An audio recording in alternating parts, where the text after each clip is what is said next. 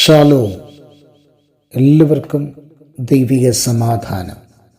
ഈ അനുഗ്രഹിക്കപ്പെട്ട പ്രഭാതത്തിൽ എല്ലാവർക്കും ഒരു നല്ല പ്രഭാതം നേർന്നുകൊണ്ട് നമ്മുടെ പ്രഭാത ചിന്തയിലേക്ക് പ്രവേശിക്കുകയാണ്. നമ്മുടെ ഇന്നത്തെ പ്രഭാത ചിന്തയുടെ പ്രമേയം വളരെ അനുഗ്രഹിക്കപ്പെട്ട ദൈവത്തിൻ്റെ ആത്മാവിനാൽ ലഭിക്കപ്പെട്ട ഒരു നല്ല സന്ദേശമാണ്. അത് മറ്റൊന്നുമല്ല, ശുഭയാത്ര എന്ന ഹെഡിങ്ങാണ് നമ്മൾ കൊടുത്തിരിക്കുന്നത്. ഒരു ശുഭയാത്ര എന്ന് പറയുമ്പോൾ നമ്മളൊരിടത്തുനിന്ന് മറ്റൊരിടത്തേക്ക് പോകുവാൻ ഒരുങ്ങുമ്പോൾ ആ സ്ഥലത്ത് നിന്നും എത്തപ്പെടേണ്ട സ്ഥലത്ത് എത്തിച്ചേരുന്നത് വരെ യാതൊരു വിധമായ പ്രതിസന്ധികളും പ്രയാസങ്ങളും അപകടങ്ങളും കൂടാതെ നമ്മൾ എത്തിച്ചേരുക, അതിനെയാണ് ശുഭയാത്ര എന്ന് പറയുന്നത്.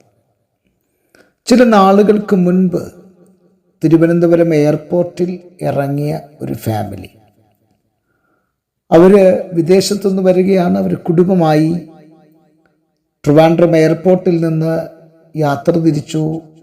ആ യാത്രയിൽ അവർ ടാക്സിയിൽ കയറിയ സമയത്ത് തന്നെ വീട്ടിലുള്ള മാതാവിനെ വിളിച്ചു. ഞങ്ങൾ ഇവിടുന്ന് യാത്ര തിരിച്ചിട്ടുണ്ട്, രാവിലെ തന്നെ അവിടെ എത്തും. ആ മാതാവ് വിദേശത്തുനിന്ന് വരുന്ന തൻ്റെ മകൻ, മരുമകൾ, കുഞ്ഞുങ്ങൾ അവർക്ക് വേണ്ടി എല്ലാവിധമായ പ്രഭാത ഭക്ഷണങ്ങളും തയ്യാറാക്കി കാത്തിരിക്കുകയാണ്. ഏകദേശം അവർ ചാത്തന്നൂരിൽ വന്നു. ചാത്തന്നൂരിൽ നിന്ന് വീണ്ടും അവർ ഫോൺ ചെയ്യുന്നു, അല്പം കൂടെ കഴിഞ്ഞാൽ ഞങ്ങൾ ഉടനെ വീട്ടിലെത്തും. പക്ഷേ അല്പം കൂടെ കഴിഞ്ഞാൽ ഞങ്ങൾ വീട്ടിലെത്തും എന്ന് പറഞ്ഞ ആ കുടുംബം ആ ചാത്തന്നൂരിൽ വെച്ച് മറ്റൊരു വാഹനവുമായി കൂട്ടിയിടിച്ച് അവർ എന്നേക്കുമായി ഈ ലോകത്തോട് യാത്ര പറഞ്ഞു. എന്നെ ചിന്തിപ്പിച്ച ഒരു ഘടകം അതിൻ്റെ അകത്ത്, ഇനിയൊരല്പം ദൂരം മാത്രമേ ഉള്ളൂ വീട്ടിലെത്താൻ. പക്ഷേ ഇടയ്ക്ക് വെച്ച് അവർ പെട്ടുപോയി.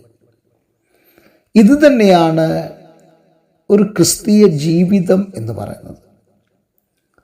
ഒരു ശുഭയാത്ര നമ്മളെല്ലാവരും ആഗ്രഹിക്കുന്നു. പക്ഷേ ഇടയ്ക്ക് വെച്ച് നമ്മുടെ ജീവിതത്തിൻ്റെ യാത്രയെ തകർത്ത് കളയാൻ പിശാച് അതിൻ്റെതായ കെണികളും പദ്ധതികളും ഒരുക്കുമ്പോൾ ഒരു ശുഭയാത്രയ്ക്ക് വേണ്ടി നാം എന്താണ് ചെയ്യേണ്ടത്? എസ്രയുടെ പുസ്തകത്തിൽ നാം വായിക്കുന്നത്, അഹബ ആറ്റിനരികത്ത് വെച്ച് അവരൊരു ഉപവാസം പ്രസിദ്ധപ്പെടുത്തുകയാണ്. എന്തിനാണ് ആ ഉപവാസം? ആ ഉപവാസം അവരുടെ കുഞ്ഞുങ്ങൾക്കും അവരുടെ മൃഗസമ്പത്തുകൾക്കുമൊക്കെ ഒരു ശുഭയാത്ര ലഭിക്കപ്പെടേണ്ടതിനാണ്. ശ്രദ്ധിക്കൂ എൻ്റെ മാന്യ ശ്രോതാക്കളെ, നമ്മുടെ ശുഭയാത്ര എങ്ങനെ പര്യവസാനിക്കണം എന്നാണോ നമ്മുടെ ചിന്ത, ആ ചിന്തയ്ക്ക് ആഴമേറിയ ചിന്തയിലിടുന്ന ഒരു ചിന്തയാണ് ഈ പ്രഭാതത്തിൽ ഞാൻ കൈമാറുന്നത്. എന്താണ് ആ ചിന്തയുടെ ആഴം?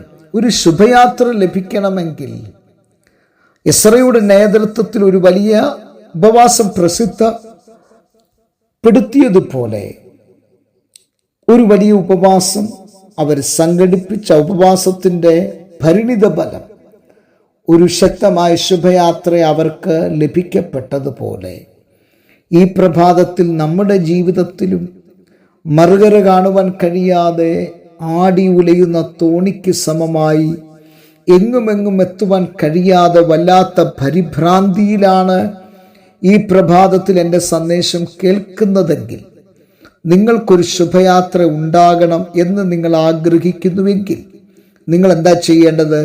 ദൈവത്തിൻ്റെ പാദപീഠത്തിൽ താണിരിക്കുക എന്നുള്ളതാണ്.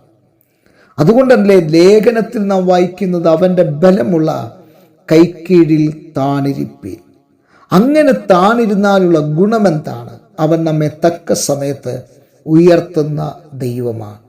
അങ്ങനെയാണെങ്കിൽ ഈ പ്രഭാതത്തിൽ തക്ക സമയത്ത് നാം ഉയർത്തപ്പെടുവാൻ ആ ദൈവത്തിൻ്റെ ബലമുള്ള കൈക്കീഴിൽ നമ്മളെ സമർപ്പിച്ച് നാം ആയിരിക്കുമ്പോൾ, പ്രിയരെ, നിന്റെ യാത്രയുടെ പര്യവസാനം വളരെ ശുഭകരമാക്കി തീർക്കാൻ ദൈവത്തിന് പദ്ധതിയുണ്ട്.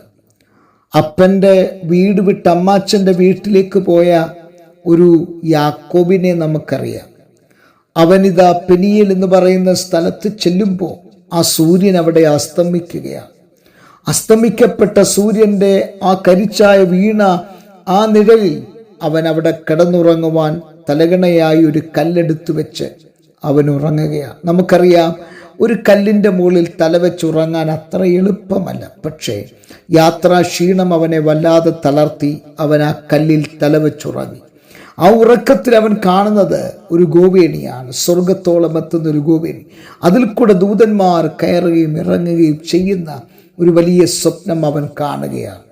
ആ സ്വപ്നമാണ് പിന്നീട് തന്നെ തൻ്റെ സ്വന്തം ഭവനത്തിലേക്ക് തിരിച്ചു വരുവാനുള്ള ഒരാർജവം ഉണ്ടായത്. പ്രിയരെ, ഈ പ്രഭാതത്തിൽ നമ്മുടെ ജീവിതത്തിൻ്റെ യാത്രയിൽ ഒരു ശുഭകരമായിട്ടുള്ള ഒരനുഭവം ഉണ്ടാകണമെങ്കിൽ പരിപരുത്ത ഒരു ജീവിതത്തിൽ കൂടെ പോകുവാനല്ല, മറിച്ച് ദൈവത്തിൽ നിന്ന് ചില കാര്യങ്ങൾ പ്രതീക്ഷിച്ചുകൊണ്ട് ദൈവിക ദർശനങ്ങൾ പ്രാപിച്ച് അതിനനുസരിച്ച് നാം ചുവടുകളെ വെക്കുമ്പോൾ തീർച്ചയായിട്ടും നമ്മുടെ ജീവിതത്തിൻ്റെ അകത്ത് ഒരു നന്മയും കരുണയും ഒക്കെ തരാൻ ദൈവം വിശ്വസ്തനായ ദൈവമാണ്. ആകയാൽ ഈ പ്രഭാതത്തിൽ ആ ദൈവകരങ്ങളിലേക്ക് നമ്മളെ സമർപ്പിക്കാം. നിങ്ങൾക്കെല്ലാവർക്കും ഒരു ശുഭയാത്ര ഞാൻ നേരുന്നു. കർത്താവ് നമ്മളെ എല്ലാവരെയും അനുഗ്രഹിക്കുമാറാകട്ടെ. കണ്ണുകളെ അടയ്ക്കാൻ പ്രാർത്ഥിക്കാം. നല്ല ദൈവമേ, സ്വർഗസ്ഥ പിതാവേ, ജനത്തെ അനുഗ്രഹിച്ച് പ്രാർത്ഥിക്കുന്നു. വലിയ അനുഗ്രഹമാക്കി തീർക്കണം. ഒരു ശുഭയാത്ര തൻ്റെ കുഞ്ഞുങ്ങൾക്ക് കൊടുക്കുമാറാകണമെന്ന് പ്രാർത്ഥിക്കും. സകലമാനവും മഹത്വം എടുക്കണം. യേശു ക്രിസ്തുവിൻ തന്നെ വിലയിരുതുമായ നാമത്തിൽ തന്നെ ആമേൻ. എല്ലാവർക്കും നല്ലൊരു പ്രഭാതം നേരുന്നു. എല്ലാവർക്കും പ്രഭാതം നേരുമ്പോൾ തന്നെ മാറാ നാഥ എന്നും കൂടെ പറയുകയാണ്. നമ്മുടെ കർത്താവ് വേഗം വരാറായി. ക്രിസ്തുവിൽ നിങ്ങളുടെ പ്രിയ സഹോദരൻ പാസ്റ്റർ ജോസ് സാമുവേൽ.